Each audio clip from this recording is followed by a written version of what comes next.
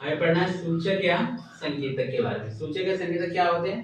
तो वे पदार्थ जो रंग के आधार पर हमें किसी विलयन की अम्लीय या क्षारीय प्रकृति के बारे में बताते हैं उसे हम सूचक या फिर क्या कहेंगे, संकेतक कहेंगे। अब संकेतक कितने तरीके के होते हैं? तो संकेतक 3 प्रकार के होते हैं, प्राकृतिक संकेतक, कृत्रिम संकेतक, संकेतक और घ्राण संकेतक।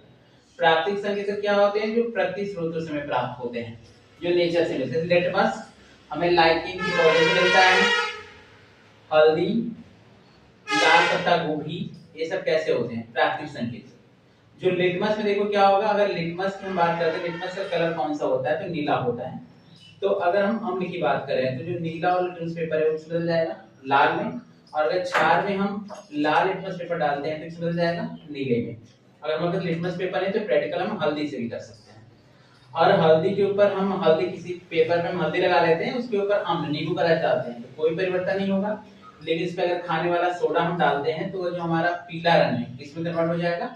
भूरे रंग में। तो इससे हम अम्ल या क्षार की पहचान कर सकते हैं। अब कृत्रिम संकेतक यह हमें लैब में मिलता है, तो प्रयोगशाला में जो बना संकेतक रहता है उसको हम कृत्रिम संकेतक कहते हैं। कौन कौन है? तो एक फिनाफ्थलीन होता है, ये देखने में कैसा रहेगा? बिल्कुल पानी की तरह रंगहीन रहेगा। जब इसमें अम्ल मिलाएंगे तो कोई कलर चेंज नहीं होता, लेकिन जैसे ही खाने वाला सोडा मिलाओगे उसका कलर कैसा हो जाएगा? गुलाबी। और एक मेथिल ऑरेंज, तो नाम में इसके ऑरेंज है, तो इसका कलर ही कैसा होता है? नारंगी होता है। लेकिन इसमें अगर आप नींबू का रस मिलाते हो तो ये नारंगी कलर धीरे धीरे किसमें कन्वर्ट हो जाएगा? रेड में।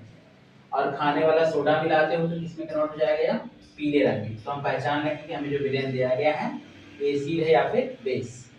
घ्राण संकेतक क्या होता है? तो वे पदार्थ जो अम्ल या क्षार के साथ मिलने पर अपनी गंध बदल लेते हैं उसको हम घ्राण संकेतक कहते हैं। सबसे सिंपल इसका प्रैक्टिकल है, जैसे प्याज में आप अगर अम्ल मिलाते हो, प्याज में नींबू का रस मिलाते हो, तो प्याज की स्मेल में कोई परिवर्तन नहीं होगा, प्याज महकता रहेगा।